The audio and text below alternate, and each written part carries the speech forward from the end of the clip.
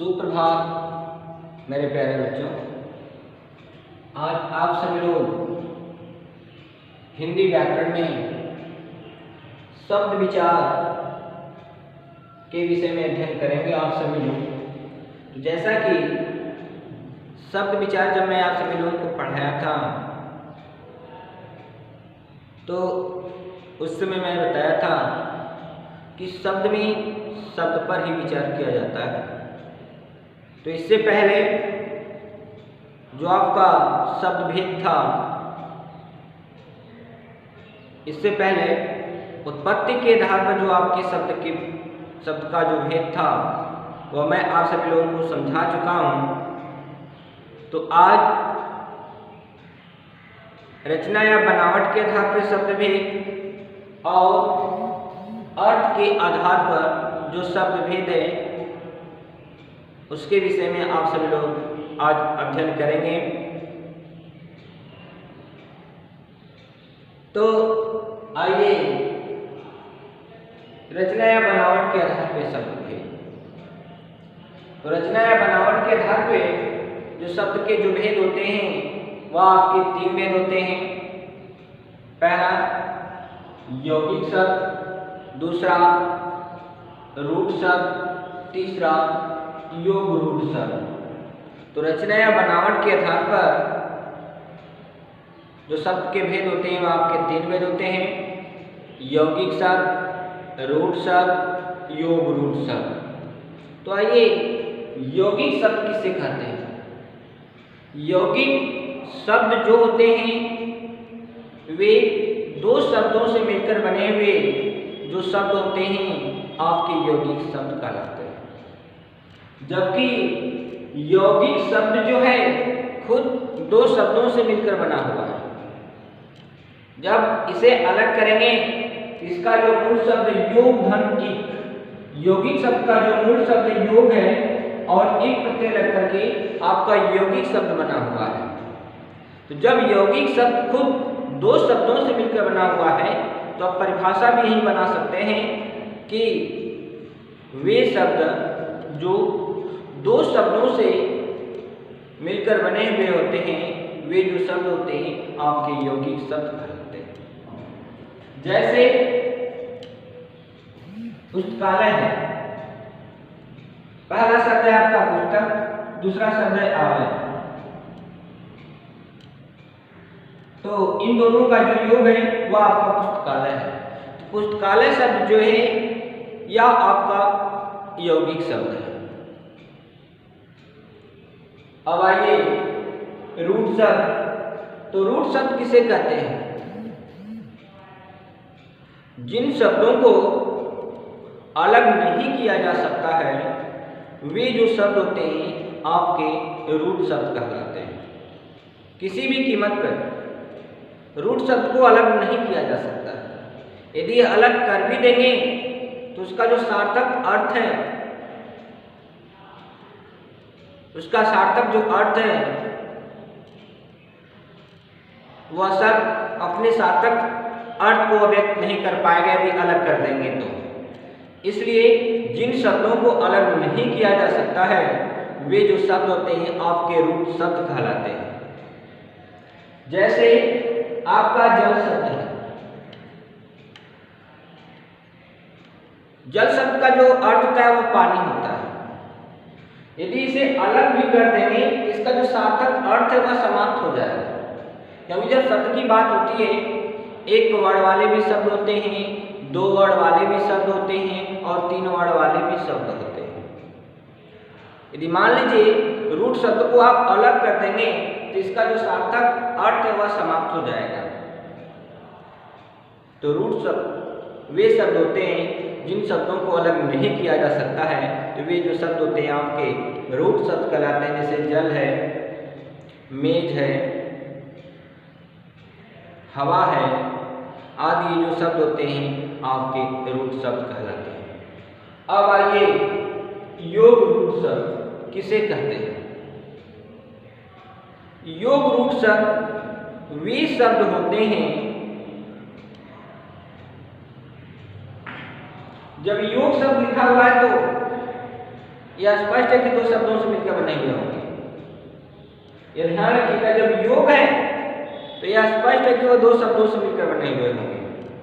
तो ऐसे आप परिभाषा बना लीजिएगा कि वे शब्द जो दो शब्दों से मिलकर बने हुए होते हैं, वे जो शब्द होते हैं योग रूप शब्द कहलाते हैं, परंतु वे किसी विशेष अर्थ की ओर संकेत करेंगे। यौगिक शब्द और योग रूप शब्द में अंतर होता है कि यौगिक शब्द भी दो शब्दों से मिलकर बने हुए होते हैं, परंतु यौगिक जो शब्द होते हैं किसी विशेष अर्थ को नहीं ग्रहण करते हैं, जबकि योग रूप जो शब्द होते हैं वे दो शब्दों से मिलकर बने हुए होते हैं, जबकि किसी तीसरे या विशेष अर्थ को ग्रहण करते हैं।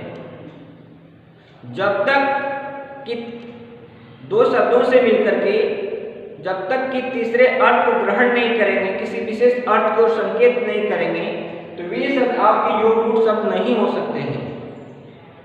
तो उस स्थिति में जो आपका शब्द होगा वह आपका यौगिक शब्द होगा, जब किसी तीसरे अर्थ की ओर ग्रहण नहीं करेंगे। तो जैसे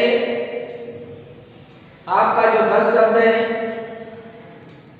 और दूसरा जो आनंद शब्द है, इन दोनों के लिए हम मिला दे रहे हैं तो आपका दशानन बन रहा है। दशानन जो शब्द है वो किसी विशेष अर्थ की ओर संकेत कर रहा है, किसी विशेष अर्थ को ग्रहण कर रहा है। इस कारण से जब दो यौगिक शब्द मिलकर के किसी विशेष अर्थ की ओर ग्रहण करते हैं, वे जो शब्द होते हैं आपके योग रूप शब्द कहलाते हैं। क्योंकि यौगिक शब्द में और योग रूप शब्द में अंतर होता है, तो इसलिए आप सभी लोग इस अंतर को विशेष ध्यान दीजिएगा।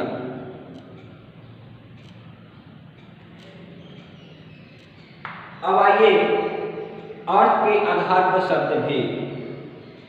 तो अर्थ के आधार पर जो आपके शब्द भेद होते हैं, पहला विलोम शब्द, दूसरा पर्यायवाची शब्द, तीसरा अनेकार्थी शब्द और चौथा है एकार्थी शब्द। यह अर्थ के आधार पर यह आपके शब्द भेद होते हैं। तो आइए अर्थ के आधार पर जो आपके शब्द भेद होते हैं एक करके उसके विषय में आप सभी लोग अध्ययन करेंगे। पहला आपका विलोम शब्द। तो अर्थ के आधार पर जो विलोम शब्द होता है, तो विलोम शब्द किसे कहते हैं? जैसा कि विलोम शब्द का जो अर्थ होता है उल्टा या विपरीत होता है। जब आपको इतना मालूम हो गया तो ऐसे आप परिभाषा भी बना सकते हैं कि विपरीत या उल्टा अर्थ बतलाने वाले जो शब्द होते हैं वे शब्द आपके विलोम शब्द कहलाते हैं। जैसे रात का जो विलोम होता है वह दिन होता है, अनुकूल का जो विलोम होता है वह प्रतिकूल होता है, आस्तिक का जो विलोम होता है वह नास्तिक होता है। तो विलोम शब्द में यह ध्यान देना पड़ता है कि तत्सम शब्द का विलोम जो होता है तत्सम शब्द के साथ होता है और तद्भव शब्द का विलोम जो होता है तद्भव शब्द के साथ होता है। ये छोटी छोटी बातें आपको ध्यान देना पड़ेगा। जैसे मैंने कहा कि रात का जो विलोम होता है वह दिन होता है, पर रात्रि हो जाएगा तो रात्रि का जो विलोम होगा दिन न होकर के वह दिवस हो जाएगा, क्योंकि रात्रि तत्सम शब्द है और दिवस भी तत्सम शब्द है। रात तद्भव शब्द है और दिन भी आपका तद्भव शब्द है। तो इस तरह से आप सभी को ध्यान देना पड़ता है। यह सब अभ्यास की चीज़ें होती हैं, जितना आप अभ्यास करेंगे उतनी प्रतिभा आपके अंदर विकसित होती जाएगी। तो अब आइए पर्यायवाची शब्द। तो पर्यायवाची शब्द का जो अर्थ होता है समान। जैसा कि आपको मालूम हो गया तो इस परिभाषा में बना सकते हैं कि समान अर्थ बतलाने वाले जो शब्द होते हैं वे शब्द आपके पर्यायवाची शब्द कहलाते हैं। जैसे सूर्य शब्द है, तो सूर्य शब्द का जो पर्यायवाची शब्द है जैसे रवि है, भानु है, दिवाकर है आदि ये जो शब्द होते हैं सूर्य के पर्यायवाची शब्द होते हैं। क्योंकि पर्याय का अर्थ है समान, तो समान अर्थ बतलाने वाले जो शब्द होते हैं आपके पर्यायवाची शब्द कहलाते हैं। अब आइए अनेकार्थी शब्द। अनेकार्थी शब्द, जैसा कि शब्द से ही आप परिभाषा बना सकते हैं। अनेकार्थी शब्द तो जिन शब्दों के अनेक अर्थ होते हैं या एक से अधिक अर्थ होते हैं, वे जो शब्द होते हैं आपके अनेकार्थी शब्द कहते हैं। शब्द में ही आपकी परिभाषा है। जिन शब्दों के अनेक अर्थ होते हैं या कह सकते हैं जिन शब्दों के एक से अधिक अर्थ होते हैं, वे जो शब्द होते हैं आपके अनेकार्थी शब्द कहलाते हैं। जैसे अंबर। अंबर का जो अर्थ होता है वह आकाश होता है। अंबर का जो अर्थ होता है वस्त्र होता है। तो इस तरह से जिन शब्दों के एक से अधिक अर्थ होते हैं, वे जो शब्द होते हैं आपके अनेकार्थी शब्द कहलाते हैं। आइए एकार्थी शब्द।